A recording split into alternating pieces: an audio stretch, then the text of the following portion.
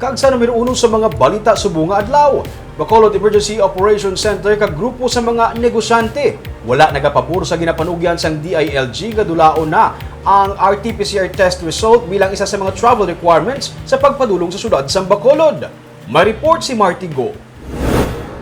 Ginpanugyan sang Department of Interior and Local Government kag Department of Tourism ang pag-streamline sang travel requirements sang tanan nga mga local government units para mabalik ang turismo sa tion nga ipaidalom na ni Presidente Rodrigo Duterte sa Modified General Community Quarantine ang tanan nga mga banwa, syudad kag probinsya sa bulan sang Marso. Pero hindi pa magsugot ang presidente nga ibutang sa MBCCI ang bugos nga pungsod tubtub wala pa mabakunahan ang publiko para sa COVID-19. Isa sa mga travel requirements nga ginaduso sang DILG nga ipakuha amo ang pag-require sang negative RT PCR test result. Ang Bacolod City ang wala na karon nag-require sang negative RT PCR result bilang isa sa mga travel requirements sa pagsulod sa syudad kung gikan ng isa ka persona sa iban nga probinsya sa Western Visayas. Pero kung ang isa ka persona gikan na sa mga probinsya sa guwa sang rehiyon size, requirement na ang RT PCR test nga negative result antes makasulod sa Bacolod.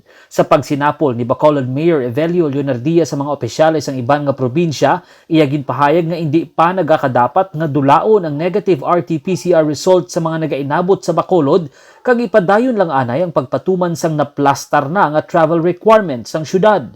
So, ang gusto niya ni Mayor Bingya nga message is gusto niya for Bacolod City kung ano ang workable nga natabo na sa Bacolod, i-status quo lang. So, ang aton niya nga Executive Order number 1, Series of 2021, wherein we came up with our consolidated travel guidelines, should be in place magyapon.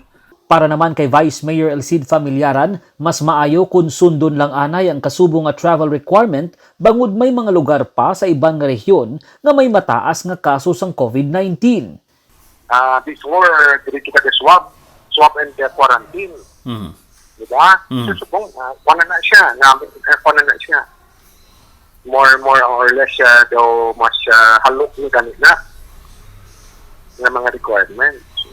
Para naman sa Metro Bacolod Chamber of Commerce and Industry, luyag man nila nga magdamo ang turista kag mabalik ang ekonomiya sang syudad pero hindi pa sila handa sa karon nga magrisgo nga dulaon ang negative RT PCR test requirement bangod kun magdamo liwat ang mga kaso sang COVID-19 sa syudad, maapektuhan sa gihapon ang mga negosyo. Kung pareho ka mo modified yung CQ, pwede. Pero kung nangimo ya quarantine status mas taas, ilain man to ya. No, kay budlay siya nakatuig, no? Ang aton nga pag sakripisyo para nga madula ning virus nga makabuwa kita, hilak ta lang, no? Ginpahayag naman sang DOT nga magadepende sa gihapon sa local government unit ang desisyon sa pagpahalog sang ilang mga travel requirements para sa mga turista bangod mas nakahibalo ang mga lokal nga opisyales sang sitwasyon sa ilatag sa mga rehiyon. Marty Go para sa Digicast Negros.